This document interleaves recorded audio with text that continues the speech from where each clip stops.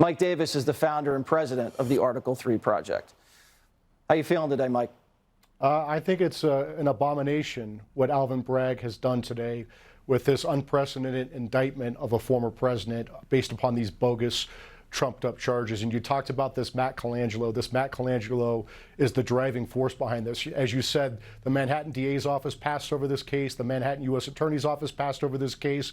The Federal Election Commission passed over this case. Alvin Bragg himself passed over this case, and then he was taking heat from the left. And so back in December, he hired Matt Colangelo from the Biden Justice Department. He was a very senior official. He was the acting number 3, the acting associate attorney general on the parachute team coming in, and then he was the number 2 to the number 3. And this guy has been a political appointee for the Obama Justice Department under Eric Holder and Tom Perez, the Obama Labor Department under Tom Perez, who went on to be the DNC chairman, the Obama White House as a politically appointed economic advisor. As you said, he went to the New York Attorney General's office and they essentially created a job for him to get Trump. And he went after the Trump Foundation, Trump finances, suing the Trump administration constantly. When he worked in the Biden Justice Department just recently, he was the guy who helped oversee the prosecutions of Christians praying outside of abortion clinics while giving amnesty to abortion industry activists terrorizing Catholic churches, crisis pregnancy centers, and Supreme Court justices and their families in their homes. This is the clear connection between Biden and Bragg to show that this is a political hit by Biden to take out Trump. So he sends a political hitman into the DA's office and voila, they slap cuffs on Trump.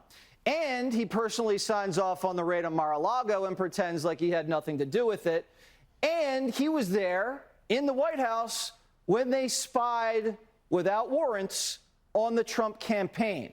But the media says, "Oh, Joe, what do you have to say?" And he sits there and grins like a Cheshire cat. I mean, is this guy not deep state or what, Mike? And we have smoking gun evidence that Biden, his scumbag son Hunter, and Joe's brother James took over $1 million, actually many millions of dollars, from Chinese and Ukrainian oligarchs. House Oversight Committee Chairman James Comer has the subpoenaed bank records. And so maybe that's why Alvin Bragg came out with these completely bogus this completely bogus indictment of President Trump. It's a distraction. So we're just learning, and we're going to have James Comer on later in the show because he took a deposition of one of, I think, Joe Biden's little mischievous henchmen. Allegedly, they had sent a lawyer to the Penn Biden Center in the spring to look after some documents that they'd stash here. Now, the raid on Mar-a-Lago that Biden triggered, was that to play defense because he knew personally he had documents that he had stashed illegally?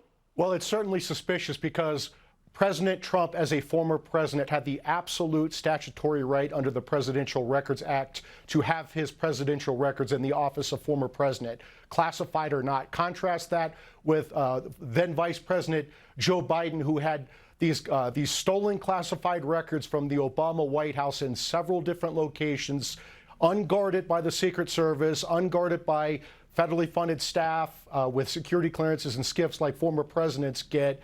And then Garland sends in this unprecedented, unnecessary, unlawful home raid with a biased magistrate judge, Bruce Reinhart, to get these documents from Trump while he works out the sweetheart deal with the Bidens. Yeah, so we have now smoking gun evidence that they cooked up this stupid financial indictment in New York to play defense against the Hunter Biden wires. All right, it's starting to make sense.